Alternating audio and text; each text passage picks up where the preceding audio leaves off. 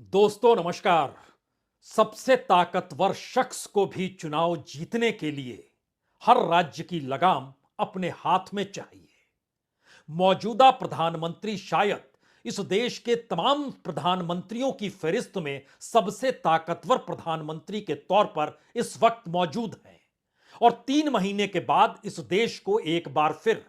प्रधानमंत्री को ही चुनना है। और सबसे ताकतवर प्रधानमंत्री को किस बात का डर है, और यह मानकर जब हर कोई चल रहा है कि बीजेपी को चुनाव में हराना मुश्किल है, तो इन सब के बावजूद भी राज्य दर राज्य या तो समझौता हो जाए या कोई डील हो जाए, या फिर डरा दिया जाए या सरकार को डगमगा दिया जाए, या हो तो सरकार ही पलट दी जाए, क्योंकि हर की लगाम हाथ में चाहिए। और लगाम जब हाथ में रहेगी तो मतलब दो ही होते हैं, एक तो वहां का सिस्टम और सरकार अपने हाथ में, और उसके जरिए चुनाव को क्या प्रभावित भी किया जा सकता है, खास तौर से उन सीटों पर जहां पर मार्जिन बहुत कम होता है।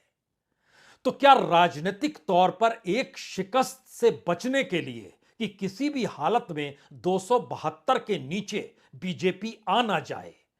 तो चुनाव से पहले गारंटी चाहिए, तो चुनाव से पहले हर हाल में हर राज्य की लगाम भी हाथ में चाहिए।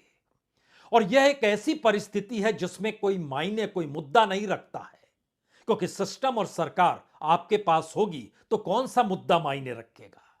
और उन मुद्दों के आश्रय अगर कोई नैरेटिव इस देश में बन रहा है या बनाया जा रहा है, तो पहली बार एक घालमेल नेशनलिज्म और हिंदुइज्म, यानी हिंदुत्व कार्ड और राष्ट्रवाद दोनों को मिलाकर प्रधानमंत्री जिस तरीके से अयोध्या से लेकर बनारस और बनारस से लेकर उज्जैन और अब कामाख्या तक जा चुके हैं,